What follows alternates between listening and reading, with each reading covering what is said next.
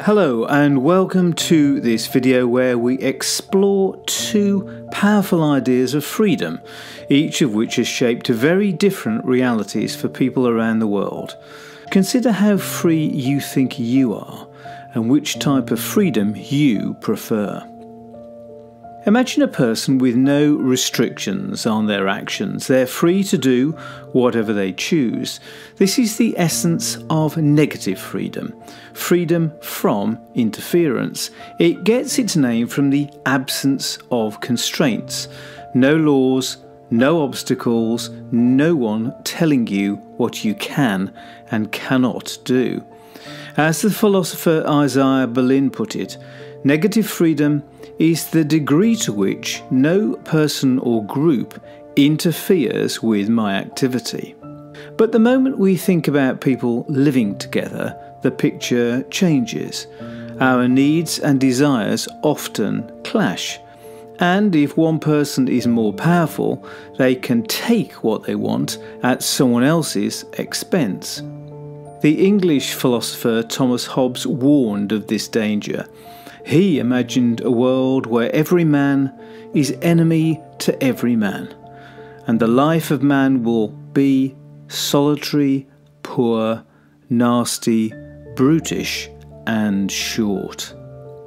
Hobbes believed the solution was to give up some individual freedom in exchange for security.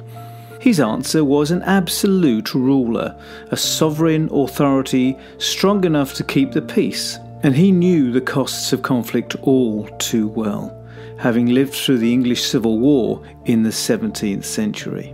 But by the 19th century, thinkers like John Locke and John Stuart Mill reached a different conclusion.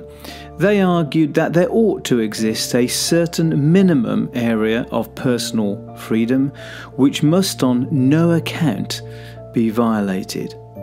Now, why did they believe this kind of negative freedom, freedom from interference, was so important? Because Locke and Mill saw each individual as having the potential to make a unique contribution to society if they were allowed the freedom to do so. If we constrain people too much, their potential would be lost, their creativity would be stifled, and ultimately society would suffer. And there's another crucial idea embedded here. The belief that humans are fallible. In other words, we might be right about our choices and our beliefs, but we might be wrong. Now that's why thinkers like Mill and Locke insisted that people must be free to experiment with how they live, because there may not be one single correct way to live. There could be many. And this idea becomes especially important when we start thinking about what happens in some societies where people believe their views are infallible, that they cannot be questioned, and that their rules must be obeyed. And we'll explore that a little later in the video. Although he strongly believed in extensive personal freedom, Mill was also clear that there had to be a limit to that freedom, and that limit comes when we harm others. He wrote, "The only purpose for which power can be rightfully exercised over any member of a civilized community against his will is to prevent harm to others." This idea became known as the harm principle, and it became a foundation of modern liberal thought. Unless you are harming others, you should be allowed to live as you choose. But by the early 20th century, some thinkers began to question whether harm to others should be the only limit to negative freedom. Even though there were no direct harms, did uncontrolled negative freedom simply leave the strong free to dominate the weak? As R.H. Tawney memorably put it in 1931, freedom for the pike is death for the minnows. And what Tawney meant here is that when the powerful exercise their negative freedom, they can build and maintain advantages over others. And this can then result in what might be called indirect harms. The inequality it causes may not be violent, but it can still be deeply damaging. As Isaiah Berlin puts it, the minority who possess negative freedom have gained it by exploiting, or at least averting their gaze from, the vast majority who do not. Now, to make this concrete, imagine two individuals. Mr. A is born into wealth, attends elite schools and benefits from influential contacts and a broad range of opportunities. Mr. B, by contrast, grows up poor, with limited education and few connections. Now, although both supposedly have the same negative freedom, Mr. A is clearly freer in practice. And over time, his wealth and influence are likely to grow, whilst Mr. B struggles to catch up. And these imbalances can then pass down through generations. In practice, negative freedom can come into conflict with other important human values, like equality or justice. And for some thinkers, this meant that negative freedom also needed to be limited in favour of these broader goals. And so one idea that emerged was that we might need to limit some people's freedom in order to reduce inequality.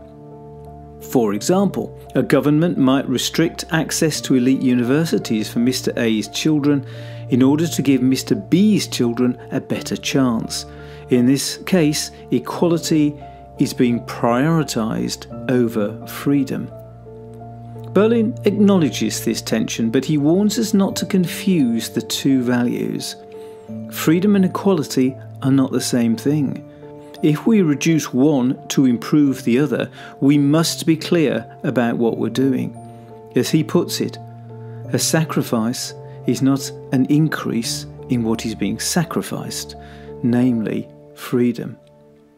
So in this example, Mr. A's child is made to sacrifice his freedom to attend the university he might otherwise have attended, so that Mr. B's child has the opportunity to fulfill his potential.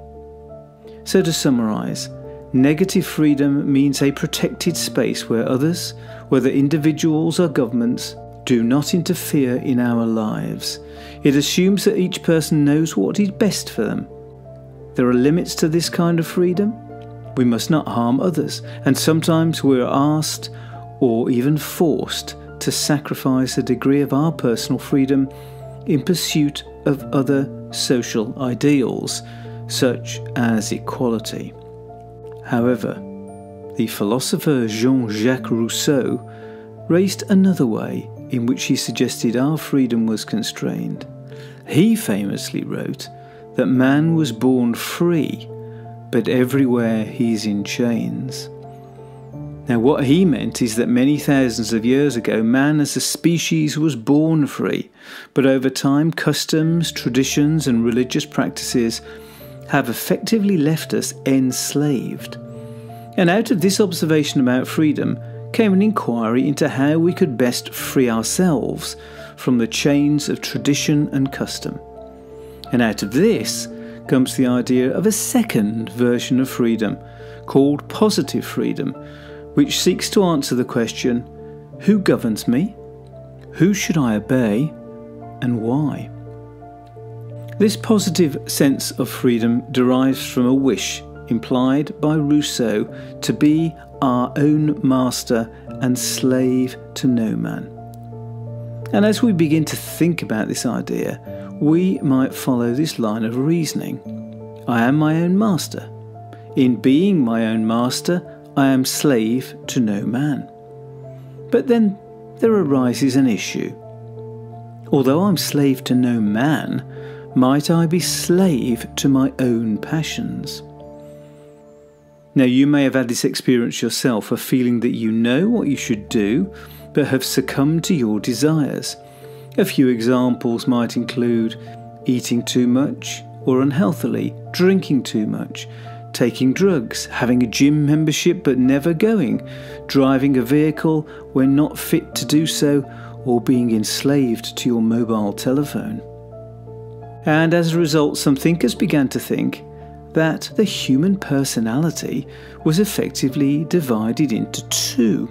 A self that considers evidence and is logical and rational, the higher mind, and that's associated with your free will, what you would ideally want to happen to you. And another self that is emotional and irrational and bases decisions on feeling, otherwise known as the lower mind. And sometimes this lower mind takes control of our behaviour, which is when people talk about lacking the willpower to do what is best for them. And in this context, although we're not enslaved to others, we might say we are enslaved to ourselves. So in contrast to negative freedom, which focuses on giving us the maximum amount of freedom to do what we want, with the proviso we don't harm others, positive freedom asks whether our decisions are rational, because only then can we become truly free.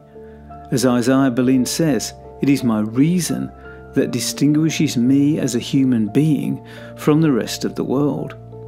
Otherwise, we're no better than animals following their immediate desires. And Berlin goes on to say, I am free if and only if I plan my life in accordance with my own will. Plans entail rules, and a rule does not oppress me or enslave me, providing that it is rational. So, if I come to a rational conclusion, I should create a rule or an action that supports my rational goal and follow that rule.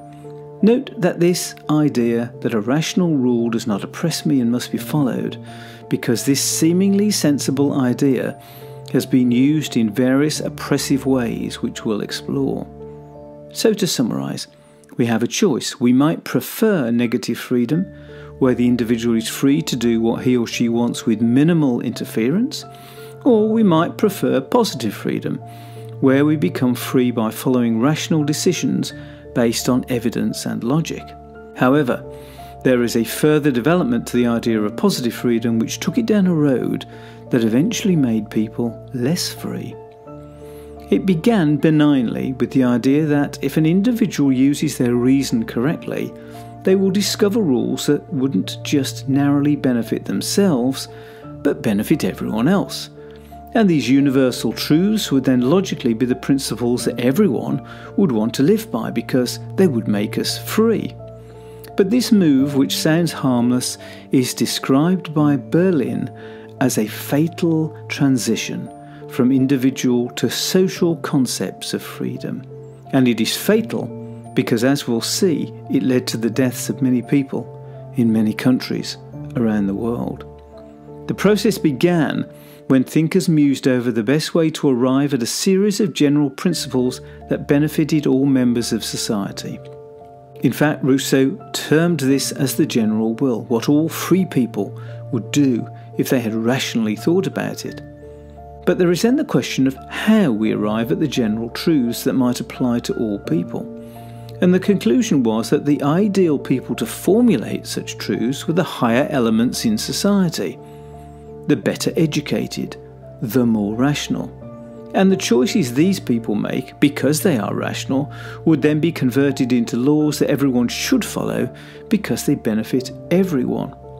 Now this sounds sensible, but the implications for our personal freedom are significant, because such rational laws, perhaps devised by a council of wise people or handed down to a prophet by a supreme being, are beyond challenge, because they are what you would choose if you were rational enough to choose.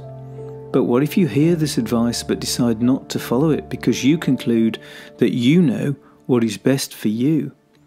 Historically, what has happened is that you can be compelled to follow these rules.